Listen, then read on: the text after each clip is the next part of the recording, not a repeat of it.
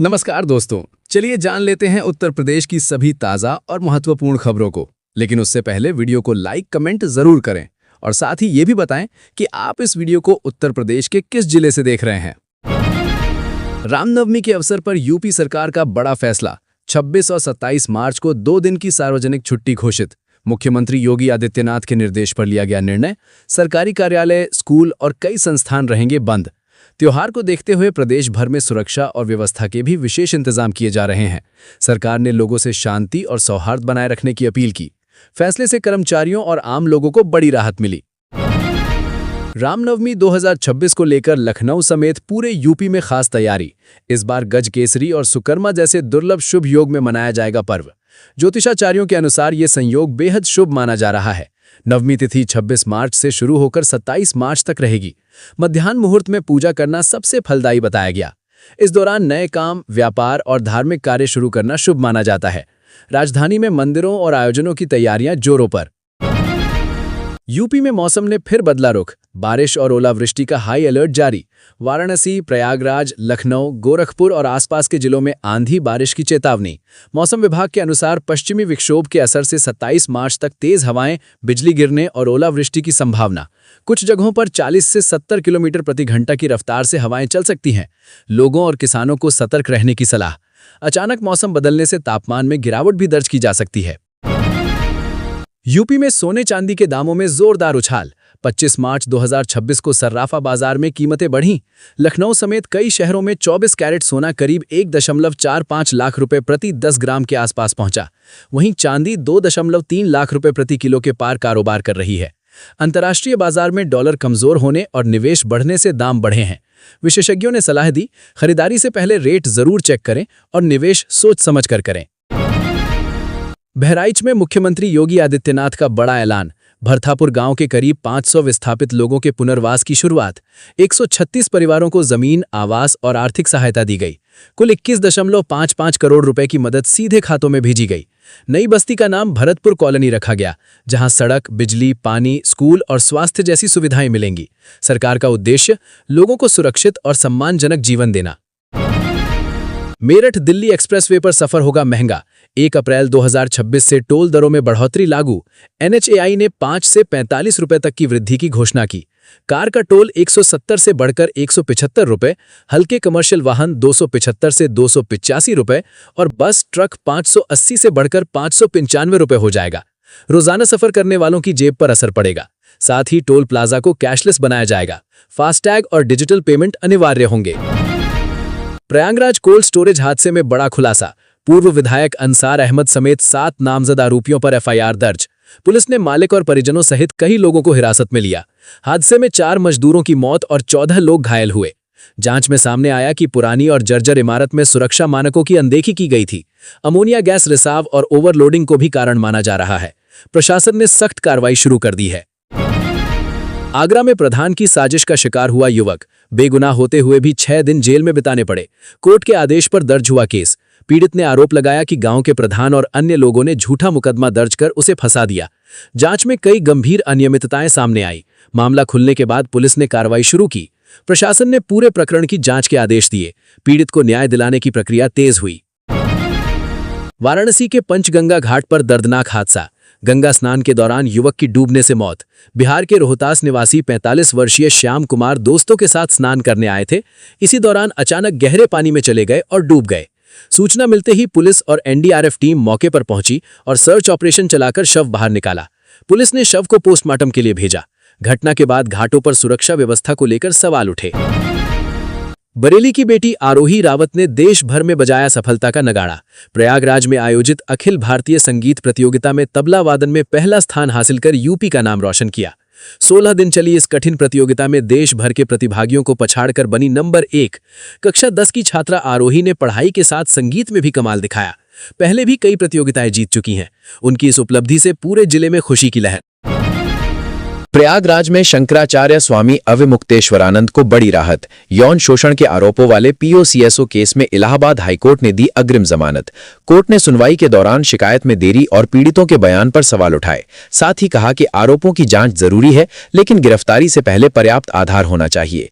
अदालत ने जांच में सहयोग करने का निर्देश दिया। मामले में धार्मिक और कानूनी दोनों स्तर पर हलचल बढ़ा दी है। कन्नौज में मुख्यमंत्री सामूहिक विवाह योजना में बड़ा फर्जीवाड़ा सामने आया। मंडप में दूसरे युवक को दूल्हा बनाकर शादी कराने की कोशिश। शिकायत मिलते ही जांच शुरू हुई तो नकली दूल्हा मौके से फरार हो गया। योजना के तहत मिलने वाली आर्थिक मदद हड़पने के लिए साजिश रची गई थी।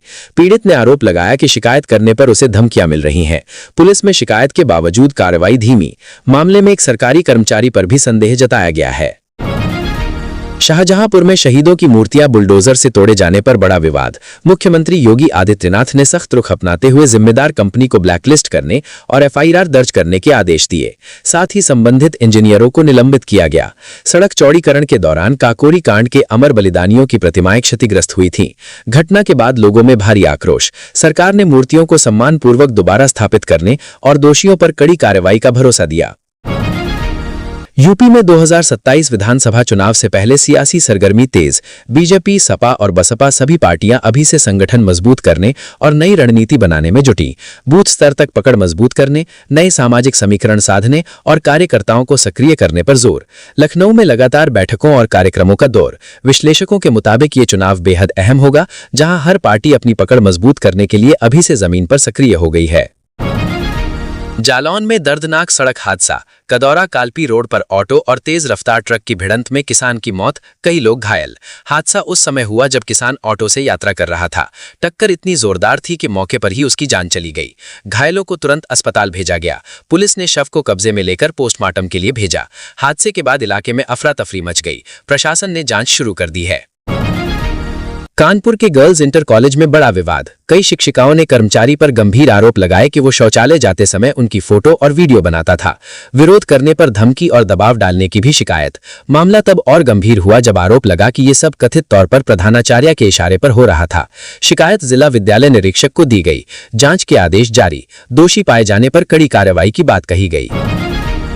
बांदा में शादी के 1 महीने बाद ही दुल्हन प्रेमी संग फरार। पशु चिकित्सक पति को लगा बड़ा झटका।